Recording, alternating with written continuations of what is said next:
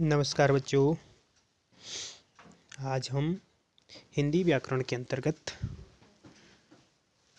16वां अध्याय वचन नंबर इसका अध्ययन करेंगे। शब्द के जिस रूप से एक या अनेक होने का पता चले उसे वचन कहते हैं। एक, अनेक, बच्चा, बच्चे। चित्र के माध्यम से भी आप देख सकते हैं। एक बच्चा फुटबॉल खेल रहा है और इधर बहुत सारे खिलाड़ी हैं, बहुत सारे बच्चे हैं जो फुटबॉल खेल रहे हैं। तो एक और अनेक शब्द के जिस रूप से एक या अनेक होने का बोध होता है या हमें पता चलता है उसे वचन कहते हैं।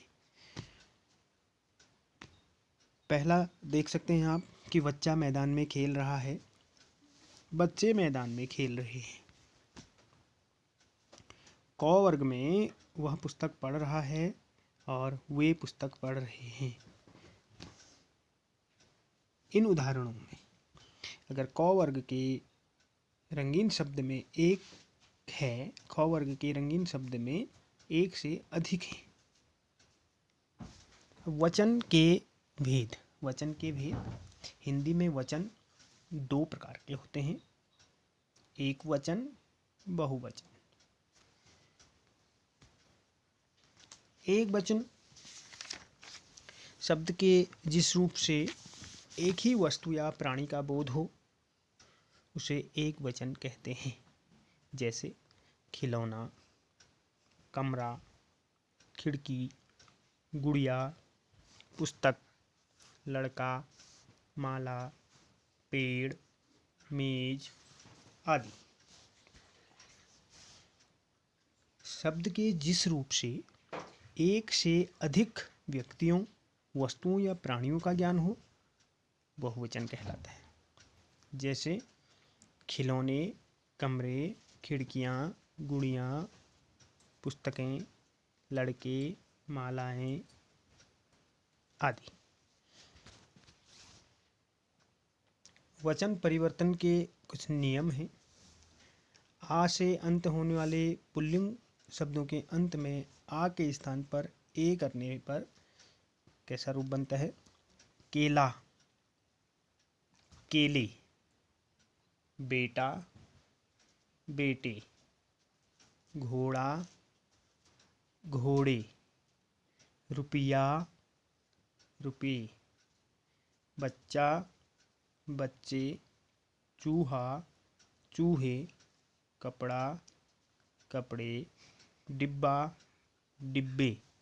तो हमने देखा आ से अंत होने वाले जितने भी पुल्लिंग शब्दों के अंत में आ के स्थान पर ए करने पर वचन परिवर्तन होता है।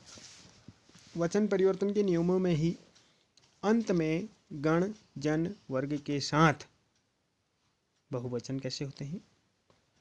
कर्मचारी, कर्मचारी गण, विद्वान, विद्वान जन, मित्र, मित्रगण, कवि, कविगण, गरीब, गरीब जन। ठीक है। शिक्षक गण, अध्यापक जन। इसे हम अंत में अगर गण या जन वर्ग के साथ बहुवचन बनाते हैं। इन्हीं नियमों में अंत में गण और जन वर्ग के साथ कुछ और उदाहरण हैं। युवा वर्ग, गुरुजन, छात्रगण, शिक्षकगण, ये हमने अभी चर्चा की।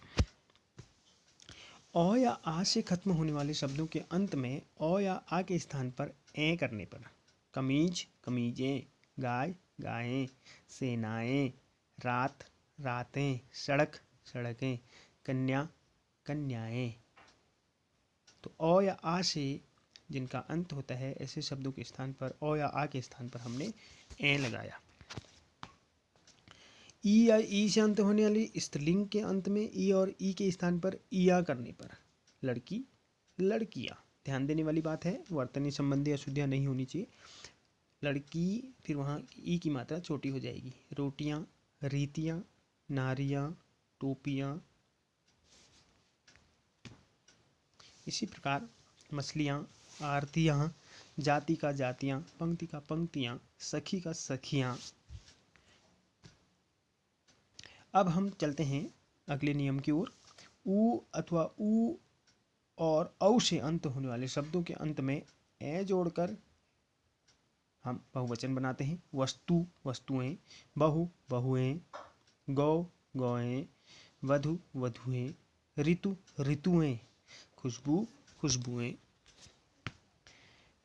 बंदर, बंदरिया, या से अंत होने वाले शब्द स्त्रीलिंग शब्दों के अंत में या के स्थान पर हम चंद्र बिंदु या लगा देते हैं। बंदरिया, बंदरिया, चूहिया, चूहियाँ, टोकरी, टोकरियाँ, चिड़िया, चिड़ियाँ, बुढ़िया, बुढ़िया, खटिया, खटिया।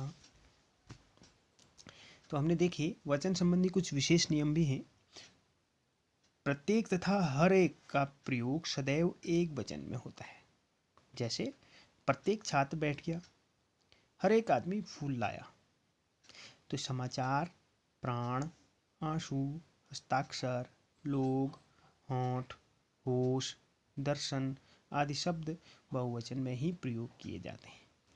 जैसे भय के मारे उसके प्राण सूख गए और होश उड़ गए। होश उड़ गया नहीं कहते, हम होश उड़ गए कहते हैं, और प्राणों सूख गए नहीं कहेंगे बल्कि प्राण। तो जैसे प्राण है, समाचार पत्र है, हस्ताक्षर है, ये हमेशा बहुवचन में ही प्रयोग किए जाते हैं। धन्यवाद।